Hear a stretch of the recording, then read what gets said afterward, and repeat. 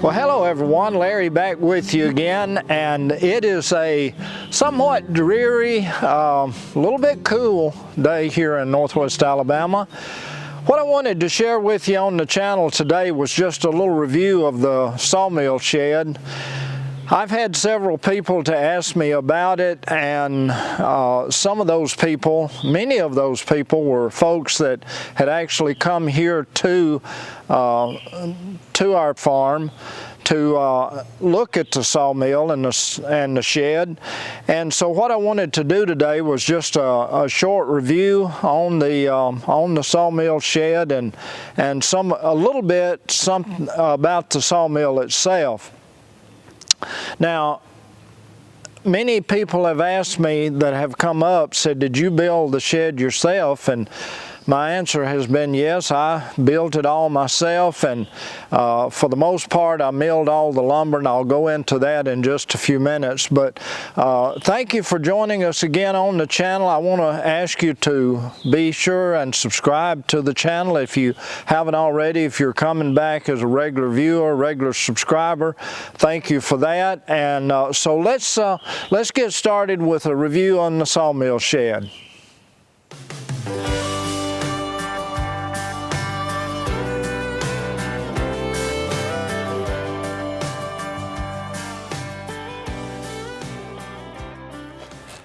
Since it is a little bit of an overcast day, I'm going to start by turning on some lights out here.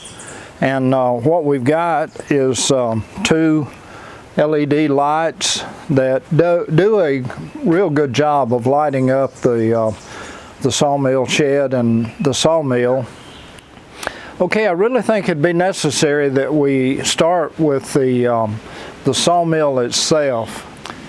I believe it'd be interesting to you to know kind of where we started and then where we ended up. So starting with the sawmill itself, as you can see, this is a wood mizer, and it is an LT15 start. Now in the LT15 series, there's basically three different models. You've got an LT15 start, which is kind of, I guess, the introductory model in the LT15 series, and then you've got the regular LT15, and then you've got an LT15 wide.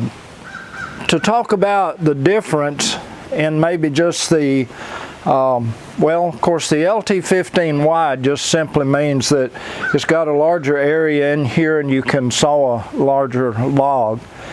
But the difference between the LT15 start and the regular LT15 has to do with the bed rails, the size of the engine,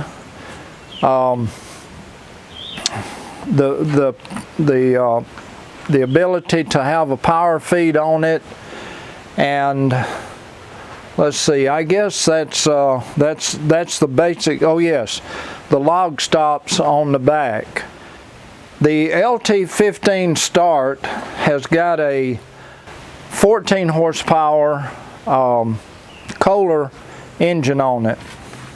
When I went to purchase a sawmill, for me, I was thinking in terms of not having a great deal of use for a sawmill. That is, I wouldn't be sawing for the public. I was basically thinking in terms of a hobby mill. On the LT15 start, this is the log stops that came standard on it.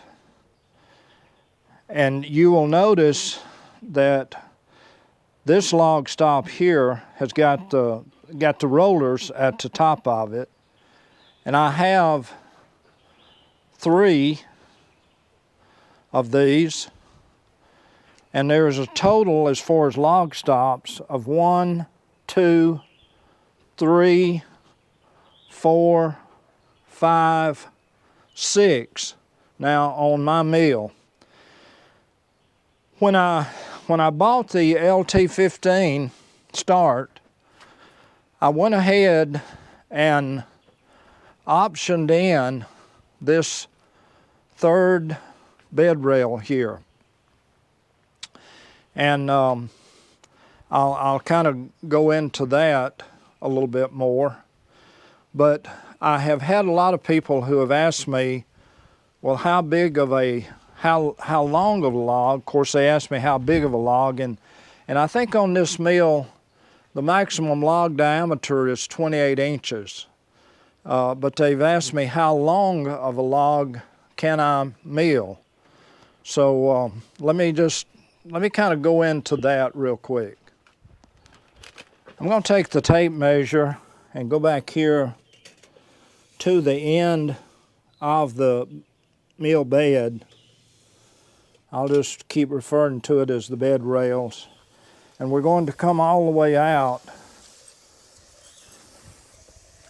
and let you see that the total dimension here is 20 feet, 1 and just shy of 1/2 inches.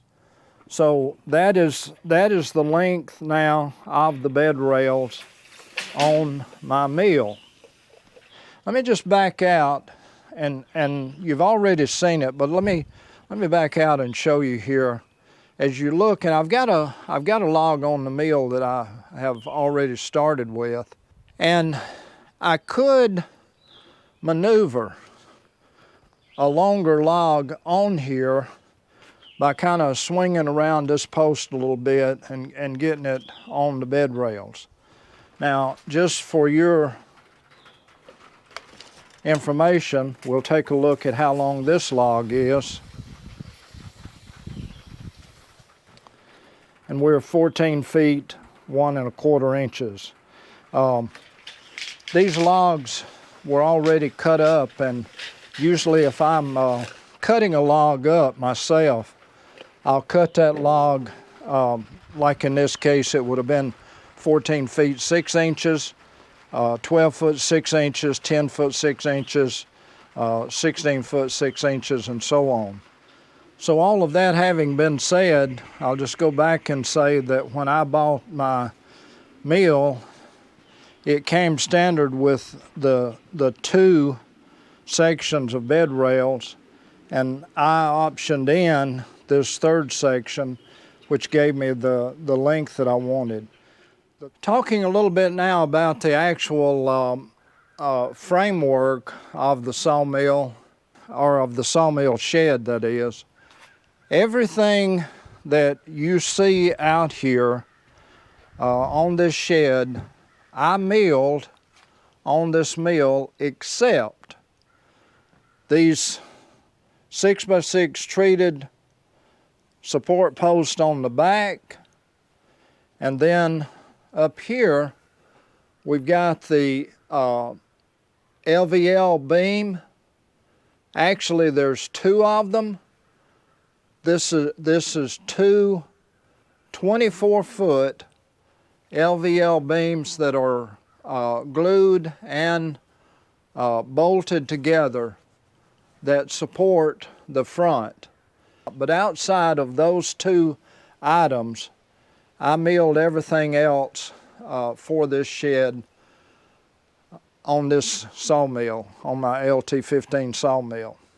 You will notice, if you look close enough, that starting right here, these rafters, and by the way, these are full 2 inches by 6 inches rafters. They're on 16-inch center, and then these here are on 24-inch centers. Question, why did I do that?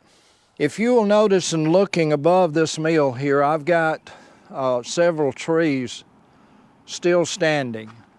Now, with most of our storms coming out of this direction here, coming this way, I was just concerned about these trees possibly at some point in time being blown over on the sawmill shed. I put these over where the mill head stays most of the time, on 16-inch centers, and it's another reason for this post being so close.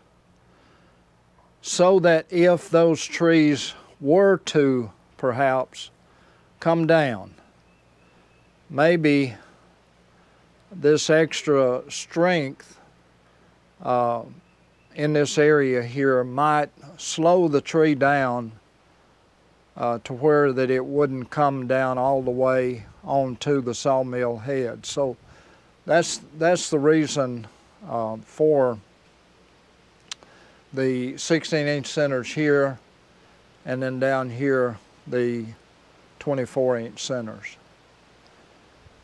Then on the end here, of course, you can see how the rafters, how I fastened those in place was by using these, and those pieces are 1.5 inches by 6. I believe they are. I may have made those. Yes, those are full 2 inches also. And I use those beside the rafters to give me support and something good to fasten to on the rafters themselves. Now I've got 10-inch bolts that goes, I wish I had one of those to show you. They're similar to these right here that you can see right here. They're similar to that, only they're 10 inches. And they go down through the top of that rafter into these beams here and back here. And then I've got those 2x6s that go up, and they support the rafter and give it some strength, I thought, as far as back and forth this way. So the width of the shed is basically 8 foot, and then we have a distance from here coming all the way down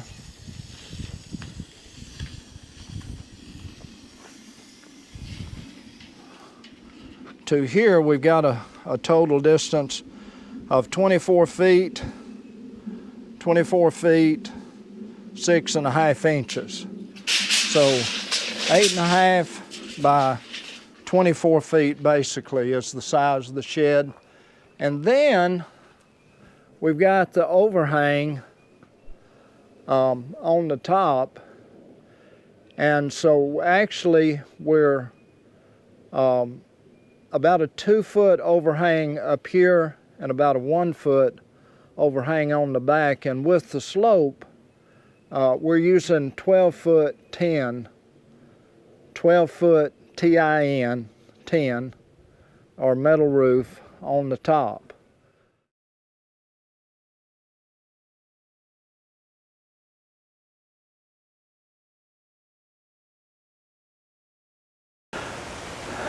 I wanted to back out on this to start with because I wanted to talk about the rail.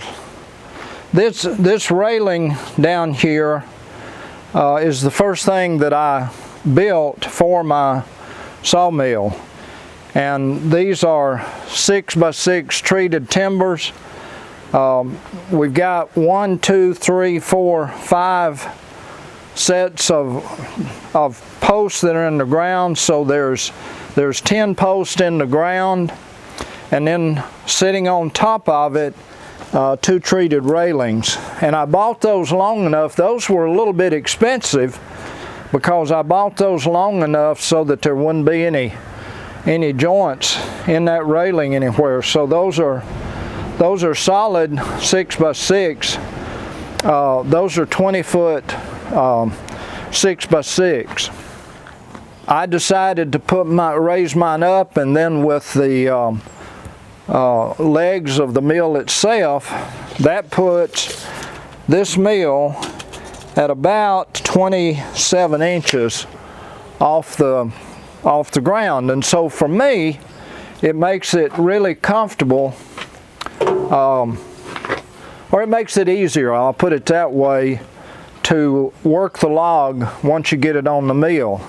And so I've got a 4 foot cant hook on my tractor But for out here, I've got a 5-foot can hook. And so when I'm dealing with a larger log, having the longer can hook gives me quite a bit of leverage and makes turning the logs a whole lot easier.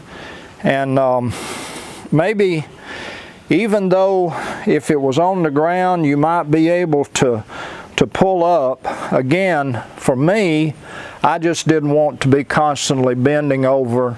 Everything that I would be doing, I'd be bending over, and I just didn't want to be bending over to do that. So that's the reason that we put it on this raised bed. On the front, we've got the 3 support posts. Now on the back here, I've got 4 6x6 treated. Okay, well there you have it, folks. I hope you've enjoyed this video today.